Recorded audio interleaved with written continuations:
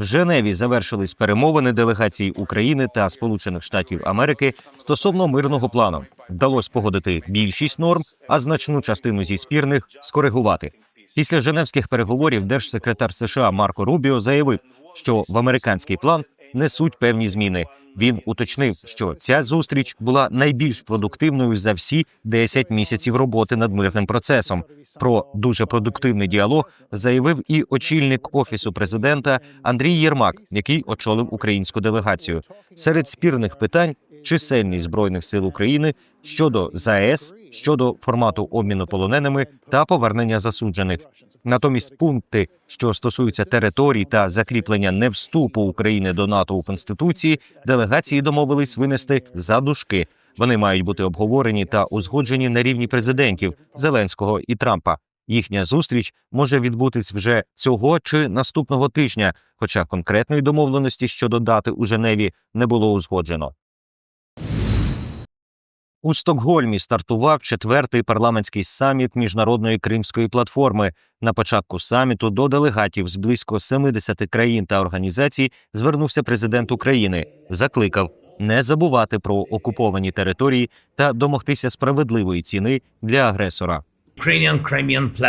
Я радий, що Українська Кримська платформа та її парламентський напрям продовжують працювати і утримувати увагу на простій істині. Необхідно поважати кожну націю та кожну державу, а також захищати основоположні принципи, завдяки яким мир у Європі зберігався довше, ніж будь-коли в її історії.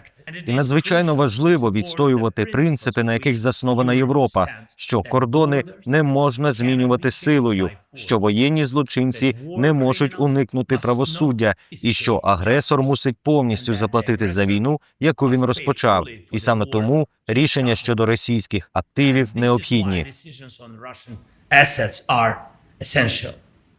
Також до делегатів звернувся і голова Меджлісу кримськотатарського народу Рефат Чубаров. Зауважив, що будь-які переговори про припинення російсько-української війни, що почалася з окупації Криму в 2014 році, не можуть відбуватись без реального обговорення майбутнього кримськотатарського народу та повного відновлення територіальної цілісності України. Проте Крим не просто територія на мапі.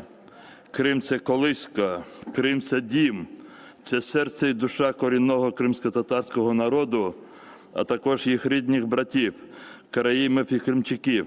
Сьогодні ми маємо говорити відверто. Жодні переговори про припинення російсько-української війни, що розпочалася у лютому 2014 році окупацією Росією Криму, не можуть відбуватися поза реальним обговоренням майбутнього кримськотатарського народу. Адже деокупація Криму має стати як відновленням територіальної цілісності України, так і відновленням історичної справедливості щодо кримськотатарського народу, який упродовж тривалої російської імперської політики зазнав катастрофічних утрат, репресій та спроб знищити його ідентичність. В той же час платформа кримсько-татарських організацій Туреччини та Всесвітній конгрес кримських татар оприлюднили заяву, в якій категорично відкидають запропонований США мирний план у російсько-українській війні. У шведському Стокгольмі також відбувся мітинг на підтримку України, під час якого учасники вшанували пам'ять жертв голодоморів. У заході взяли участь представники влади Швеції та України, Меджлісу кримськотатарського народу, активісти та українська громада. Серед учасників були також голова Меджлісу кримськотатарського народу Рефат Чубаров, член Меджлісу, голова правління Кримськотатарського ресурсного центру Ескендер Барієв. Під час мітингу пролунали заяви про необхідність історичної та сучасної відповідальності Росії. На завершення події відбулася емоційна театральна постановка українських дітей про Голодомор, яка стала символічним нагадуванням про відповідальність перед минулим і завданням захистити майбутнє. Президент Туреччини Реджеп Таїп Ердоган провів телефонну розмову з лідером РФ Путіним. Туреччина підтвердила, що продовжуватиме роботу над припиненням війни Росії проти України та підтримуватиме дипломатичні ініціативи. У Кремлі заявили, що Путін під час розмови знову підтвердив зацікавленість РФ у вирішенні української кризи. Президент Туреччини заявив, що Мирний план, запропонований Сполученими Штатами Америки для врегулювання війни проти України, може бути використований як базова основа для майбутніх переговорів. Канцлер Німеччини Фрідріх Мерц виступив різко проти повернення Росії до Великої Вісімки, як це передбачено в мирному плані Сполучених Штатів Америки для України. Передумов для цього повернення також немає, наголосив Фрідріх Мерц.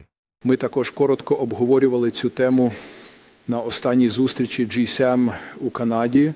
І загальновідомо, що Дональд Трамп до сьогоднішнього дня вважає виключення Росії з формату G8 помилкою. Це було тоді вирішено в G8 за згодою американців. І якщо щось зміниться в цьому, то це буде вирішуватися лише з усіма, хто сьогодні є G7. І я наразі не бачу, що серед 6 членів G7 сьогодні, які не є Америкою, є готовність знову прийняти Росію до цього кола. В ніч на 23 листопада дрони атакували теплову електростанцію в місті Шатура Московської області. На оприлюднених в мережі кадрах видно масштабну пожежу на території енергооб'єкта. Загалом близько 5 безпілотників уразили силові масляні трансформатори об'єкта, через які електростанція передає вироблену електроенергію до єдиної енергосистеми. Зазначимо, що Шатурська ДРЕС – одна з найстаріших електростанцій РФ. Її потужність становить близько 1500 МВт.